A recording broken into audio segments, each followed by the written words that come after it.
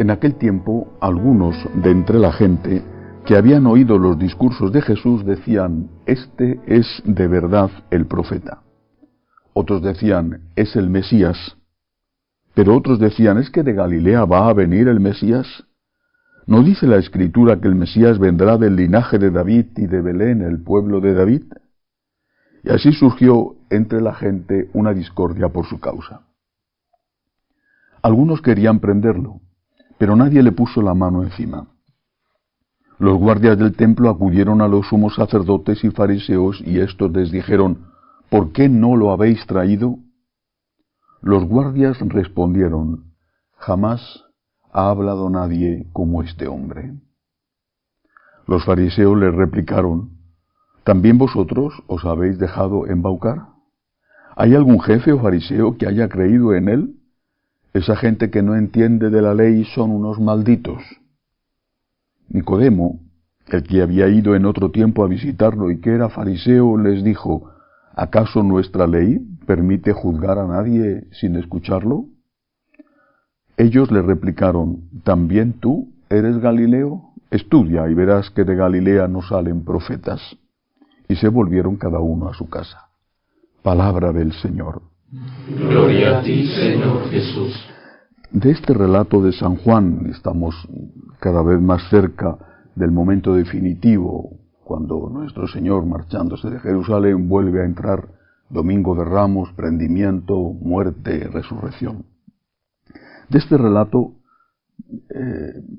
quiero quedarme solo con una frase.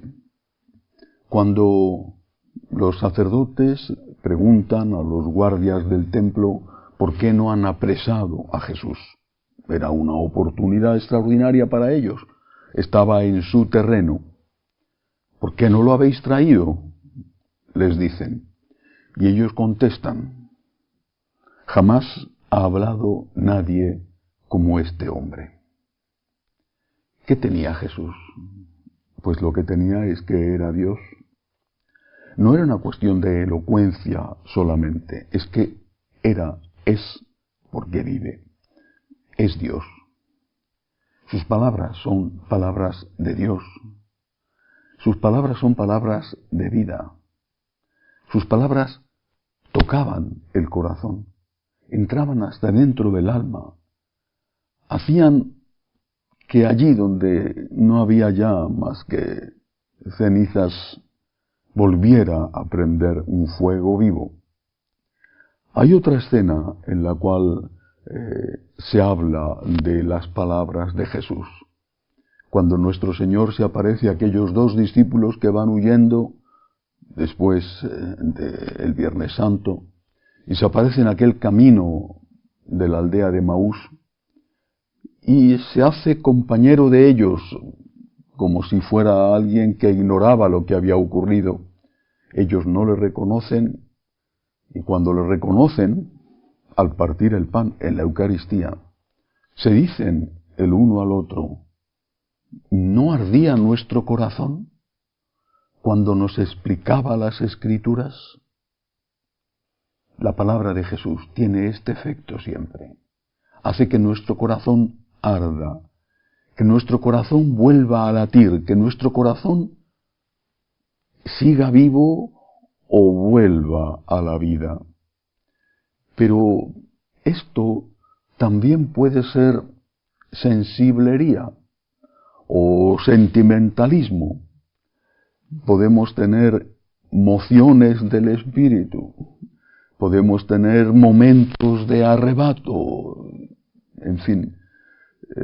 Recuerdo una señora que me decía que ella había recibido ya 3 veces la efusión del Espíritu Santo en encuentros de carismáticos, y sin embargo la mujer vivía de una manera, desde el punto de vista matrimonial, completamente opuesta a la enseñanza de la Iglesia. Los sentimientos son un regalo. Esos toques en nuestro corazón que nos da Dios son un dulce que el Señor nos regala porque nos ama. Pero eso tiene que traducirse en un cambio de vida, en un cambio de comportamiento. ¿De qué sirve escuchar las maravillosas palabras del Señor, quedarse admirados con sus parábolas, meditar sobre ellas, si después no las ponemos en práctica?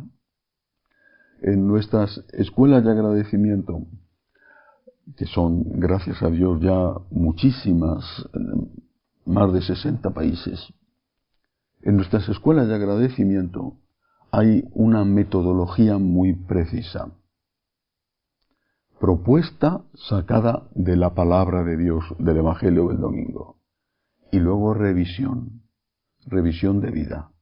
¿Cómo has practicado esa propuesta?